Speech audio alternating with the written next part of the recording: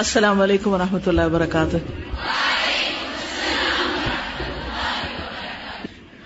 تو کیسا گزر رہا ہے عشرہ ذو الحج؟ الحمدللہ، شکر اللہ کا. یہ بتائیے کہ مثلاً آپ الحمدللہ کہتے ہیں یا اللہ اکبر کہتے ہیں یا لا الہ الا اللہ کہتے ہیں، تو ذو الحج میں اللہ اکبر کہنے کا ثواب زیادہ ہے یا رمضان میں؟ ہاں تو پڑھے لکھے لوگ ہیں. جی ذو الحج میں، یعنی یہی ایک کلمہ اگر آپ سال کے کسی اور مہینے میں کہیں گے، بھلے رمضان میں بھی، اور ان 10 دنوں میں یہ کلمہ کہیں گے تو اس کا اجر و ثواب کہیں زیادہ ہوگا، یہ اللہ تعالیٰ کو زیادہ محبوب ہوگا بنسبت کسی بھی اور مہینے میں کہنے کے. ٹھیک ہے. اچھا یہ بتائیے کہ رمضان میں روزہ رکھنے کا ثواب زیادہ ہے یا ذو الحج میں روزہ رکھنے کا ثواب؟ تو آپ تو بہت سمجھدار، اس لیے کہ رمضان میں فرض روزے رکھے جاتے ہیں اور فرض کا ثواب زیادہ ہوتا ہے بنسبت نفل کے. ان دنوں میں روزے کا اگرچہ بہت زیادہ ثواب ہے لیکن بہرحال وہ نفل ہے. ٹھیک ہے. بس 2 سوال کافی ہیں، اس سے آپ کی ذہانت، عقل مندی، سمجھداری مجھے پتہ چل گئی ہے، باقی آپ خود ہی فیصلے کر لیں گے. ٹھیک ہے. اللہ اکبر اللہ اکبر اللہ اکبر لا الہ الا اللہ اللہ اکبر اللہ اکبر وللہ الحمد اللہ اکبر اللہ اکبر اللہ اکبر لا الہ الا اللہ اللہ اکبر اللہ اکبر وللہ الحمد. نحمده ونصلي على رسوله الكريم، اما بعد فاعوذ بالله من الشيطان الرجيم. بسم الله الرحمن الرحيم. رب اشرح لي صدري ويسر لي امري واحلل عقدة من لساني. حدیث نمبر 45. حدثني احمد بن شبيب بن سعيد قال حدثني ابي عن يونس قال ابن شهاب اخبرني عروة ان عبيد الله بن عدي بن الخيار اخبره ان المسور بن مخرمة وعبد الرحمن بن الاسود بن عبد يغوث قالا ما يمنعك ان تكلم عثمان لاخيه الوليد. امام بخاری کہتے ہیں کہ ہم سے احمد بن شبیب نے روایت کیا.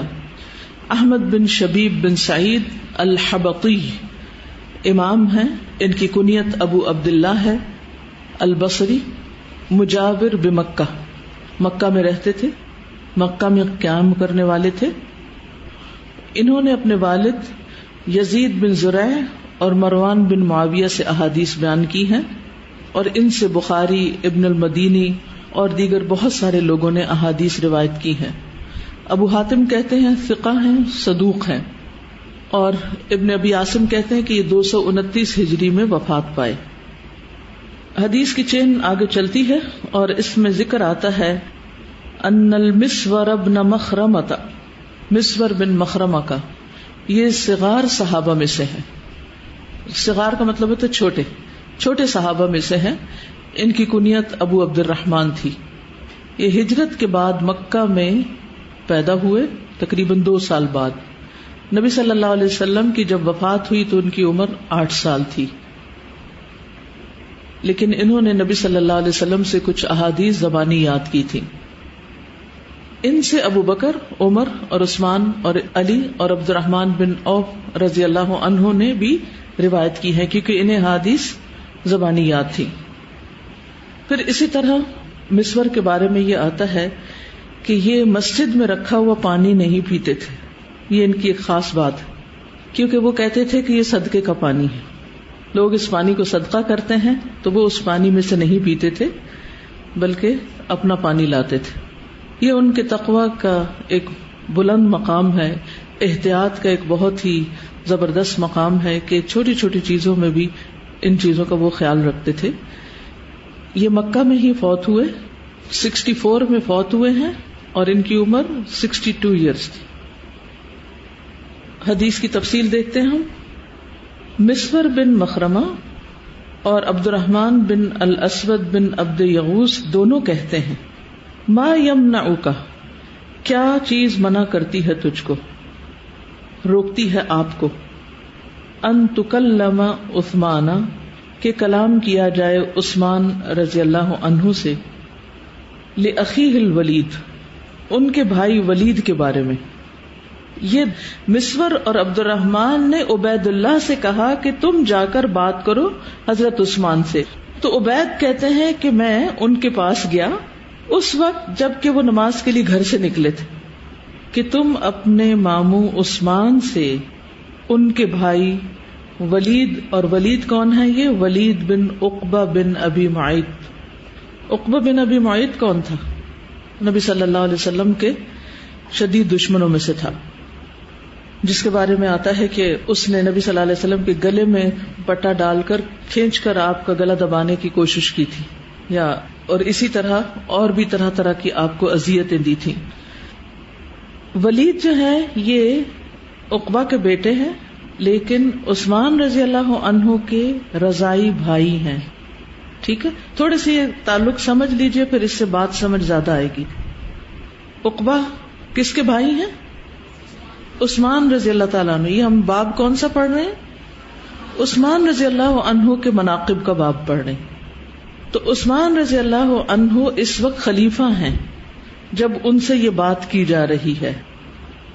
عبید اللہ ان دو لوگوں سے کہتے ہیں کہ آپ ذرا عثمان رضی اللہ عنہ کے پاس جا کے بات کریں. کس کے بارے میں؟ ولید کے بارے میں. ولید حضرت عثمان کے دودھ شریک بھائی ہیں، بیٹے ہیں عقبہ بن ابی معیط کے. ٹھیک ہے، اب بات کیا ہے؟ کہتے ہیں کہ بات یا معاملہ کچھ ایسا تھا، فقد اکثر الناس فیہ، کہ لوگوں نے اس بارے میں بہت باتیں کی ہیں. یعنی ایک معاملہ ہے، ایک ایشو ہے جس کے بارے میں لوگوں نے حضرت عثمان کے خلاف بہت باتیں کرنا شروع کر دی ہیں.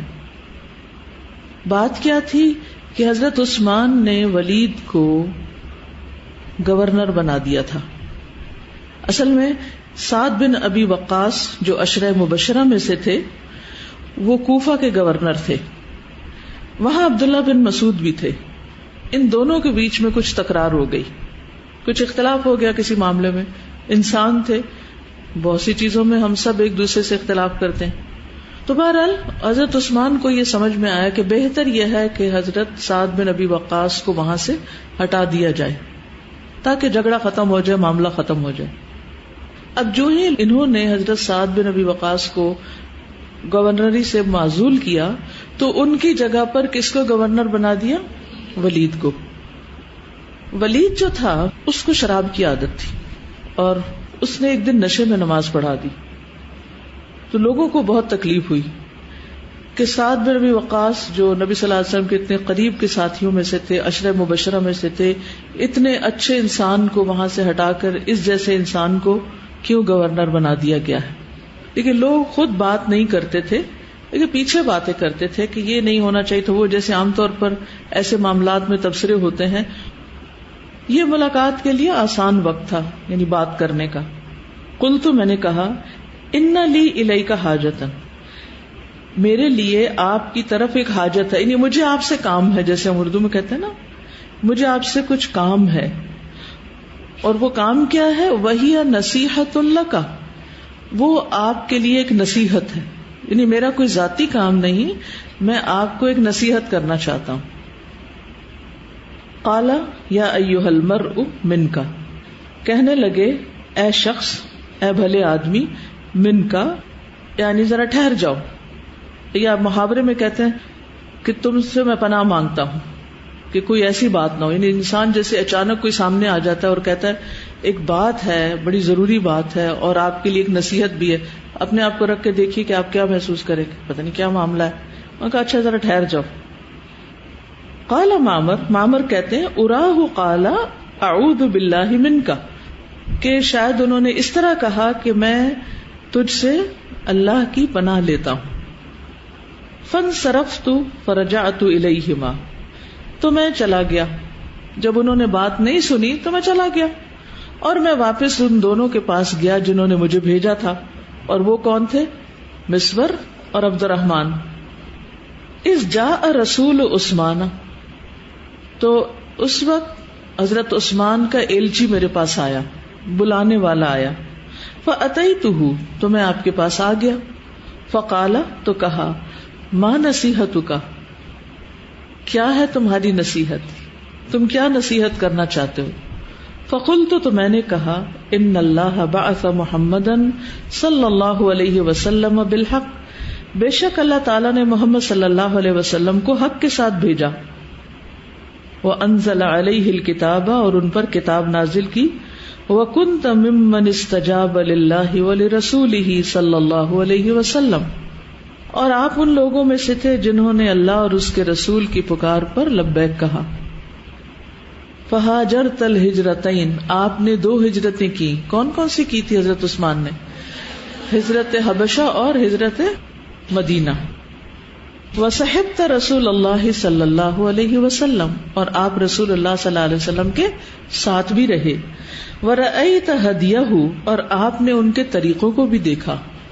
ہدی کہتے ہیں وخیر الہدی ہدی محمد صلی اللہ علیہ وسلم. تو ہدی سے مراد یہاں کیا ہے؟ آپ کی سیرت، آپ کے طور طریقے، آپ کی روش، آپ کا لائف سٹائل. وقد اکثر الناس فی شأن الولید، اور بہت زیادہ کر رہے ہیں لوگ ولید کے حال کے بارے میں، یعنی باتیں. قال، تو اس نے کہا، ادرکت رسول اللہ صلی اللہ علیہ وسلم، کیا تم نے رسول اللہ صلی اللہ علیہ وسلم کو پایا؟ قلت لا، میں نے کہا نہیں. عبید اللہ کہتے ہیں نہیں.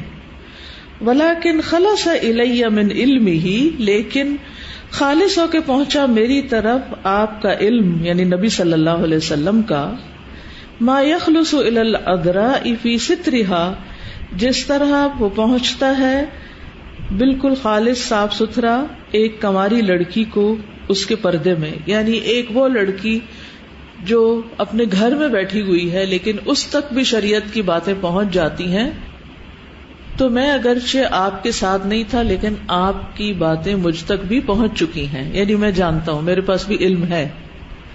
قال اما بعد، عثمان کہتے ہیں اس کے بعد، فإن اللہ بعث محمدا صلی اللہ علیہ وسلم بالحق، بے شک اللہ نے محمد صلی اللہ علیہ وسلم کو حق کے ساتھ بھیجا. فکنت ممن استجاب للہ ولرسولہ، تو میں ان میں سے تھا جنہوں نے اللہ اور اس کے رسول کی بات مانی. وآمنت بما بعث بہ، اور میں ایمان لایا اس کے ساتھ جس کے ساتھ آپ بھیجے گئے، یعنی پیغمبر بنا کر. وہاجرت الہجرتین، اور میں نے 2 ہجرتیں بھی کی، کما قلت، جیسے تو نے کہا. وصحبت رسول اللہ صلی اللہ علیہ وسلم، اور میں رسول اللہ صلی اللہ علیہ وسلم کے ساتھ رہا. وبایعتہ، اور میں نے آپ کی بیعت کی. فواللہ ما عصیتہ، اللہ کی قسم میں نے آپ کی نافرمانی نہیں کی. ولا غششتہ، اور نہ میں نے آپ کو دھوکہ دیا. وہ حدیث ہے نا مشہور، من غش فلیس منا. حتی توفاہ اللہ، یہاں تک کہ اللہ تعالیٰ نے ان کو فوت کر لیا. ثم ابو بکر مثلہ، پھر ابو بکر اسی کی طرح، یعنی نبی صلی اللہ علیہ وسلم کی طرح میری صحبت ابو بکر سے بھی رہی. ثم عمر مثلہ، پھر عمر سے بھی اسی طرح. ثم استخلفت، پھر مجھے خلیفہ بنا دیا گیا. افلیس لی من الحق مثل الذی لہم، کیا نہیں ہے میرے لیے حق انہی کی طرح جو ان کے لیے تھا، یعنی جس طرح ابو بکر اور عمر کی بات مانی جاتی تھی، کیا میرا حق نہیں کہ لوگ میری بات مانیں جبکہ میں ان پر امیر ہوں؟ قلت بلا، میں نے کہا بالکل. قال فما هذه الاحاديث، تو بولے یہ کس قسم کی باتیں ہیں؟ التي تبلغنی، وہ جو مجھے پہنچ رہی ہیں، انکم، تم لوگوں کے بارے میں. اما ما ذکرت من شأن الولید، جہاں تک اس بات کا تعلق ہے کہ تم نے ولید کا جو حال بیان کیا ہے، فسنأخذ فیہ بالحق انشاء اللہ تعالی، تو ہم اس کے بارے میں لیں گے، یعنی سزا دیں گے حق کے ساتھ اگر اللہ نے چاہا. ثم دعا علیًا، پھر حضرت عثمان نے حضرت علی کو بلایا. فامرہ، پھر ان کو حکم دیا. ان یجلد، کہ وہ کوڑے لگائیں. فجلدہ 80، تو حضرت علی نے ولید کو 80 کوڑے لگائے، جو شراب کی حد ہوتی ہے. ٹھیک ہے، اس سارے قصے میں اور روایت میں ہم سب کے سیکھنے کی بہت سی باتیں ہیں.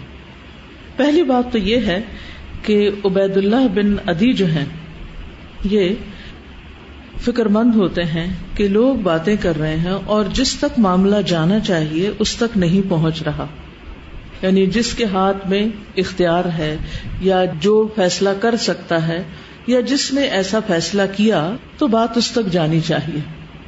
عامت الناس کا طریقہ یہی ہوتا ہے کہ وہ پیچھے پیچھے اپنی رائے کا اظہار کرتے رہتے ہیں لیکن اصل شخص تک نہیں پہنچتے. لیکن جو سمجھدار شخص ہوتا ہے وہ ہمیشہ یہ سوچتا ہے کہ اس معاملے کو کس طرح حل کیا جائے تاکہ مسلمانوں کے اندر سے یہ بے چینی اور اضطراب ختم ہو جائے. اگر ہم اس حقیقت کو سمجھ لیں کہ ہم سب انسان ہیں، ہمارے بیچ میں نفس بھی ہے، شیطان بھی ہے، لوگ بھی ہوتے ہیں جو شیطان کے اثر کے تحت ہوتے ہیں، اور لوگوں کو ایک دوسرے سے غلط فہمیاں بھی ہوتی رہتی ہیں. بعض اوقات وہ بجا ہوتی ہیں اور بعض اوقات ناروا ہوتی ہیں. اور عموماً لوگوں کا طریقہ یہ ہوتا ہے کہ جب کسی کے خلاف کوئی بات سنتے ہیں یا انہیں کسی کے بارے میں کوئی غلط فہمی ہوتی ہے یا دل میں رکھ لیتے ہیں یا کسی سے تذکرہ کر دیتے ہیں اور معاملہ اس شخص تک نہیں پہنچاتے جس نے اسے حل کرنا ہوتا ہے. اب یہاں ہم دیکھتے ہیں کہ عبید اللہ بن عدی جو ہیں یہ بہت ہی سمجھدار شخص ہیں اور ان کو چنا جاتا ہے دو لوگوں کی طرف سے، مسور اور عبد الرحمن بن عبد یغوث کی طرف سے، ٹھیک، کہ جائیں آپ اور حضرت عثمان سے بات کریں. اس سے سیکھنے کی کیا بات ملتی، کیا پتہ چلتا ہے؟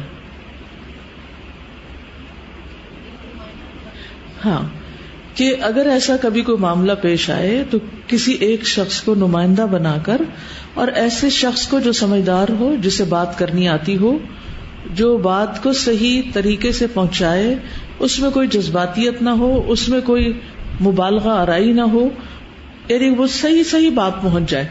اب ہوتا کیا ہے کہ وہ ایک صحیح شخص کا انتخاب کر کے بھیجتے ہیں. مسور کی جو بات میں نے آپ کو بتائی تھی کہ وہ مسجد کا پانی نہیں پیتے تھے کہ یہ صدقہ کا پانی ہے، اس سے آپ اندازہ لگا سکتے ہیں کہ وہ کتنے محتاط انسانوں میں سے تھے اور اس کے ساتھ ہی ان کے دوسرے ساتھی بھی ایسے ہی ہوں گے. تو انہوں نے یہ سوچا کہ اس مسئلے کو کیسے حل کیا جائے، اس کے لیے ایک اچھے شخص کا انہوں نے انتخاب کیا. اور اس قسم کے جو معاملات ہوتے ہیں نا، ان کو طول نہیں دینا چاہیے، ان کو جلد ختم کرنا چاہیے، ورنہ جتنے لوگ ایسی باتیں سنتے ہیں یہ کرتے ہیں وہ سارے ایک طرح سے گناہگار ہو رہے ہوتے ہیں، کیونکہ ان کے اپنے ہاتھ میں تو سولوشن کوئی نہیں ہوتا، وہ تو معاملہ حل نہیں کر سکتے. تو فوراً پھر اسے صحیح مقام پر پہنچانے کی ضرورت ہوتی. اب آپ دیکھیے کہ یہ ان کو اختیار کرتے اور چنتے ہیں اور پھر اس کہتے ہیں کہ جا کر تم بات کرو کہ لوگ بہت باتیں کر رہے ہیں. تو وہ چلے گئے عثمان رضی اللہ عنہ کے پاس اور ان سے انہوں نے ملاقات کی. کہاں ملاقات کی؟ راستے میں. کس کے راستے میں؟ مسجد کے راستے میں. اس وقت وہ اکیلے تھے اور چھوٹا سا میسج بھی دے دیا، روک کے ساری کہانی نہیں سنائی. ان کا کہ میں اس مقصد کے لیے آپ سے ملنا چاہتا ہوں. کتنے 90 تلے مختصر سے الفاظ ہیں. کیا کہتے ہیں؟ ان لی الیک حاجت وہی نصیحت لک. اس سے ہمارے لیے کیا اصول ہے، کیا بات سمجھ آتی؟ بات مختصر کی جائے، بات ٹو دا پوائنٹ کی جائے، لمبی چوڑی نہیں ہو. حضرت عثمان نے اسی وقت کھڑے ہو کے بات سننا کیوں نہیں شروع کی؟ مسجد جا رہے تھے. اگر وہ وہیں کھڑے ہو جاتے اور کہانی سننے لگتے یا کچھ باتیں کرتے تو دو نقصان تھے. ایک تو یہ کہ وہ بات سن کر نماز میں اسی کے وسوسے اور خیال آتے، ساری نماز ڈسٹرب ہوتی. اگر آپ کلاس سے پہلے یا نماز سے پہلے اس قسم کی باتیں سنے کریں تو اس سے کیا ہوتا ہے؟ ڈسٹربنس کریٹ ہو جاتی. میرا ہمیشہ سے اصول رہا ہے کہ اپنی کلاس کی تیاری اور کلاس تک پہنچنے کے بیچ میں کوئی اور کام نہ کروں، سیدھی پہنچوں. کیونکہ اگر میں کچھ بھی اور کرتی ہوں نا تو اس سے خلل ہوتا ہے، خیالات میں انتشار ہو جاتا ہے. اور خصوصاً اس قسم کی باتیں جو ہیں وہ انسان ڈسٹرب کرتی.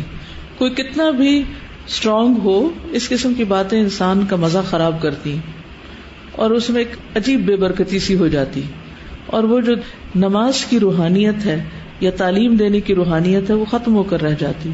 اور اگر نماز پڑھنے والا یا نماز پڑھانے والا، وہ تو خلیفہ بھی تھے نا، تو نماز پڑھانے والے بھی تھے، اور اگر تعلیم دینے والا اس قسم کی باتیں کر کے یا سن کے وہ پہنچتا ہے تو اس سے سب کا نقصان ہوتا ہے، کیونکہ وہ پوری طرح فوکس نہیں کر پاتا، پوری طرح بات کنوے نہیں کر پاتا.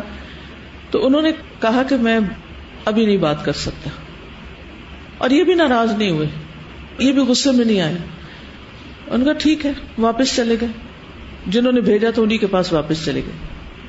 لیکن حضرت عثمان نے نماز پڑھنے کے بعد ان کو خود ہی بلوا لیا کہ اچھا اب آ جائیں بات کریں، کیونکہ ہر بات کے کرنے کا ایک وقت ہوتا ہے. عموماً لوگوں کا حال کیا ہوتا ہے کہ اگر کوئی ایک چیز سنی ہے نا، اسی وقت فون کر دیں گے، اسی وقت کوئی میسج بھیج دیں گے، اسی وقت دروازے پہ آ کے کھڑے ہو جائیں گے. اس سے کیا ہوتا ہے پھر؟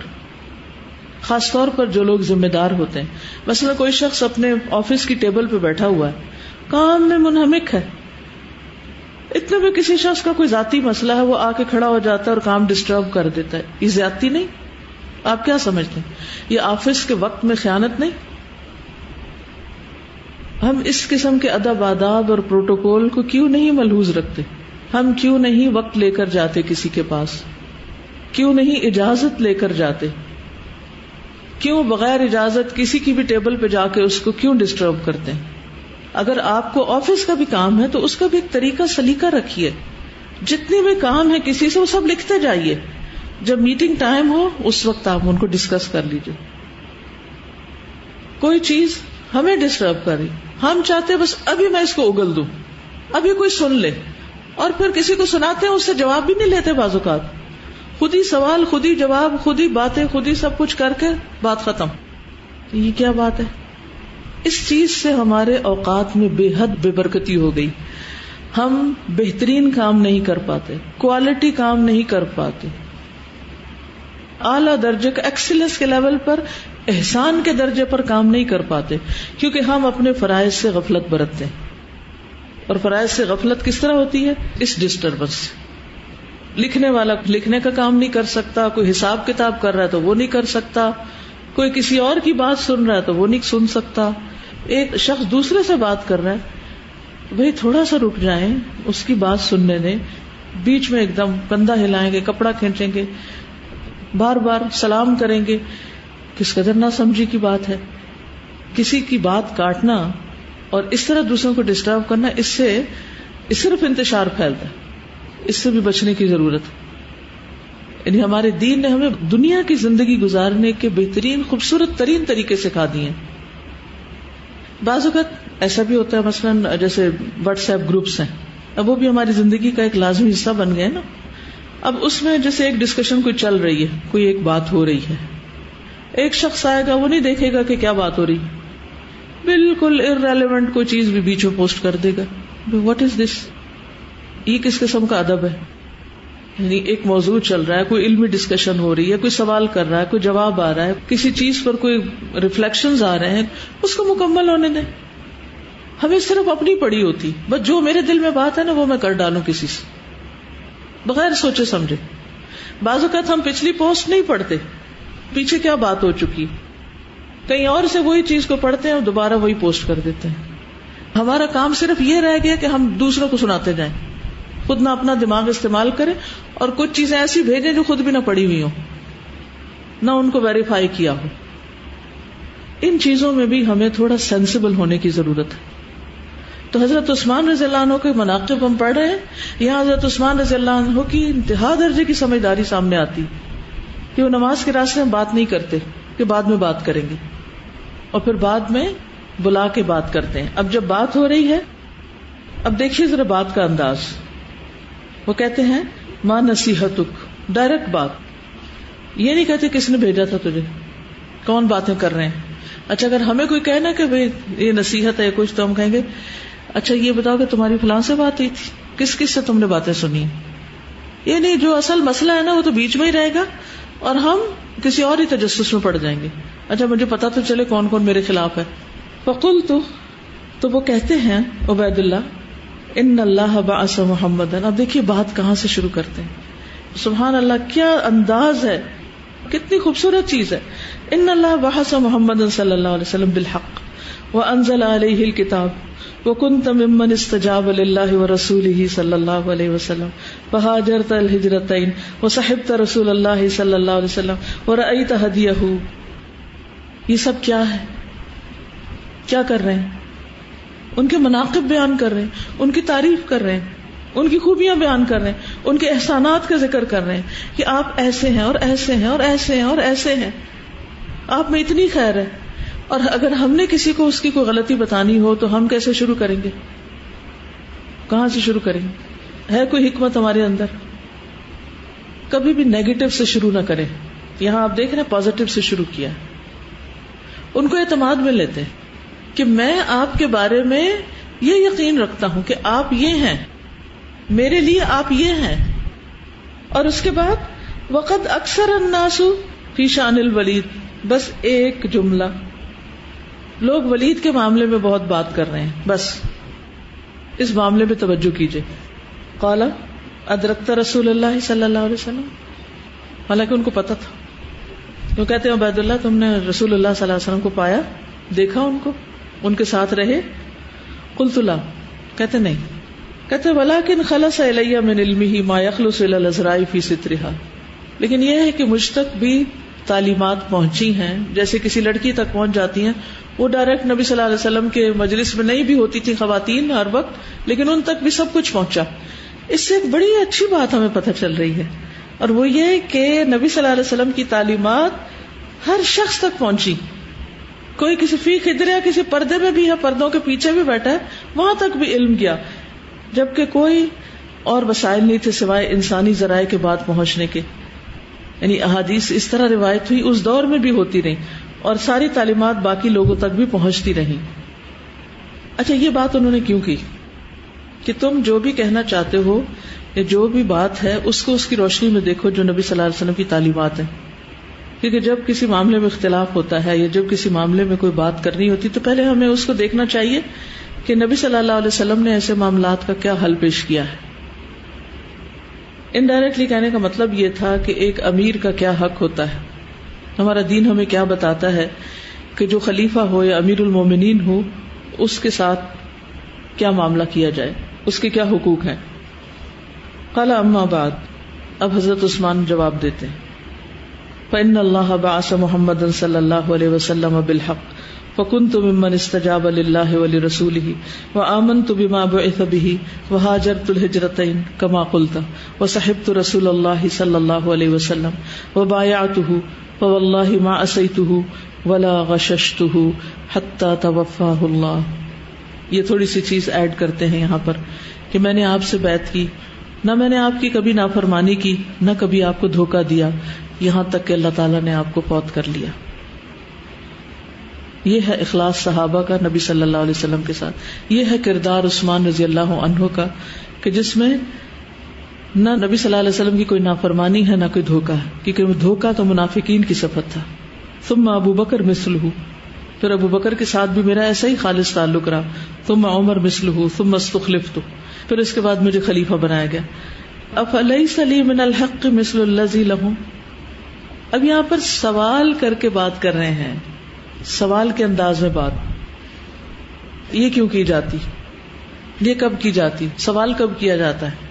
یہ یوں بھی تو کہہ سکتے تھے پھر مجھے خلیفہ بنایا گیا, میرے لیے بھی وہی حق ہے جو ان کا تھا, میرا بھی وہی حق ہے جو پہلے خلفاء کا تھا.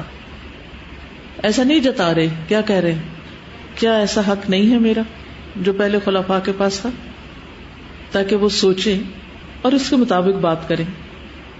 قلت بلا, میں نے کہا بالکل.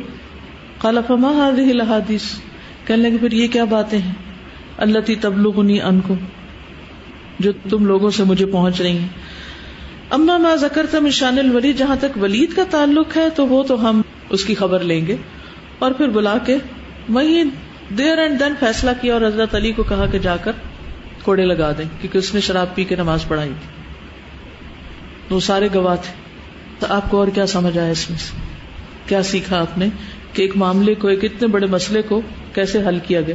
یہ گریوینسز تھی نا کہ حضرت سعد کو کیوں معزول کیا گیا, ان کو کیوں بنا دیا گیا, ایسی چیزیں بہت ہوتی ہیں, گھروں میں ہو جاتی ہیں, معاشرے میں ہو جاتی ہیں, آرگنائزیشن میں ہو جاتی ہیں.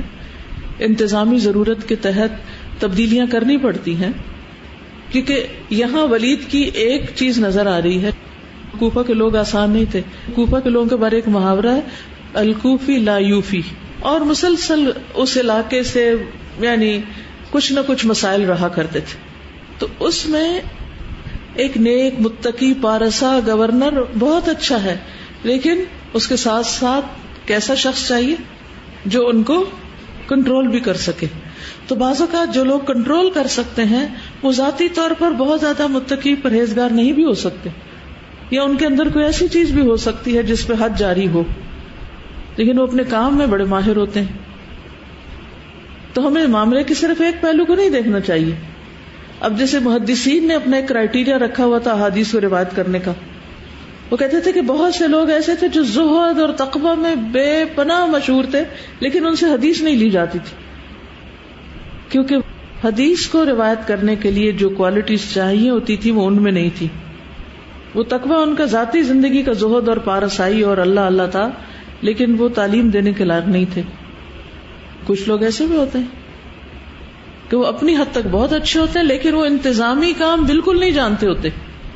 تو اب کسی کو صرف تقویٰ کی بنا پر تو نہیں کوئی ڈیوٹی دی جا سکتی, اور بھی چیزیں دیکھنی ہوتی ہیں. جی آپ بتائیے کچھ. اس سارے معاملے میں مجھے سمجھ آئی ہے کہ مصلحت کے ساتھ کیسے چلنا ہے. کسی بھی معاملے کو ہینڈل کرنے کے لیے, سالو کرنے کے لیے مصلحت دیکھی ہے. بات کرنے والا مصلحت سے بات کر رہا ہے, اور جس سے بات کی جا رہی ہے وہ بہت اطمینان کے ساتھ بات سن رہا ہے, غصے میں نہیں آیا کہ میں تو خلیفہ ہوں اور مجھ سے کیسی بات کی جا رہی ہے. ہم اپنے آپ کو رکھ کے دیکھیں کہ اگر ہمیں کسی سے شکایت ہو تو ہم وہ شکایت کرتے کیسے ہیں, شکایت کرنے کا انداز کیا ہے ہمارا. ہم سب اپنے آپ کو اس حدیث کی روشنی میں اپنے طرز عمل کا جائزہ لیں کہ ہم شکایت اپنے بارے میں ہو یا کسی اور کے بارے میں کس طرح کرتے ہیں. کیا ٹھنڈے دل سے, سوچ سمجھ کر, یا پھر جذبات میں آ کر. کیونکہ ہم جب کسی کے خلاف کوئی بات سنتے ہیں نا تو ایک دم غصے میں بھر جاتے ہیں, جذبات کا شکار ہو جاتے ہیں, پھر جذباتی تقریر کرتے ہیں. اس سے کیا ہوتا ہے, جس کے سامنے جذبات دکھا رہے ہوتے ہیں وہ بھی جذبات میں آ جاتا ہے. مسئلہ تو ایک طرف رہتا ہے اور جذباتی جنگ شروع ہو جاتی ہے, اور شیطان خوب خوش ہوتا ہے. جی اور کوئی کچھ کہے گا؟ جی بولیے, مائک دیجیے, ان کو پیچھے دیجیے. السلام علیکم. استاذہ, میں یہ سوچ رہی تھی کہ جب وہ ان کے پاس مسئلہ لے کر گئے ہیں تو انہوں نے پرانی باتیں نہیں بتائی, کوئی لمبی چوڑی تقریر نہیں کی, ٹو دا پوائنٹ. اور دوسری بات انہوں نے ایک چیز کو اوائڈ کی ہے کہ کوئی نیگیٹو بات نہیں کی ہے. حضرت عثمان ڈیفینسو نہیں ہوئے ہیں. ہم لوگ بات ایسے کرتے ہیں جس کو نصیحت کر رہے ہوتے ہیں, اگلا بندہ ڈیفینسو ہوتا ہے, نہ وہ ایکسپٹ کرتا ہے اس نے غلطی کی ہے اور نہ وہ اس کا سلوشن سوچ سکتا ہے. شاباش, ویری گڈ, بہت اچھا آپ نے نتیجہ نکالا کہ انہوں نے اس انداز میں بات نہیں کی کہ حضرت عثمان ڈیفینسو ہو کر اپنی دفاع کرنا شروع کر دیں اور بات سنے ہی نہ, اور صرف پہلا تقریر کا پہلا حصہ ہی کریں, دوسری بات ہی نہ کریں. اور پھر انہوں نے سنا اور اس مسئلے کو حل کیا. استاذہ, دونوں طرف ہی گفتگو کے انداز میں نا ایک دوسرے کا مقام پہچان کے بات کی جا رہی ہے, اور دونوں طرف علم موجود ہے, اور دونوں طرف ایک مہذب طریقہ ہے نا, مہذب طریقہ ہے. بالکل. السلام علیکم ورحمۃ اللہ. ہر انسان میں خوبیاں اور خامیاں دونوں ہوتی ہیں, تو اگر کوئی خرابی دیکھیں بھی تو پہلے اس کی خوبیاں دیکھنی چاہیے, اور کہ خوبیاں جو ہے ہمیشہ اوپر ہی آ جاتی ہیں, اور ایک خامی کو پکڑ کے نہیں بیٹھ جانا چاہیے, اس کی خوبیاں زیادہ دیکھنی چاہیے.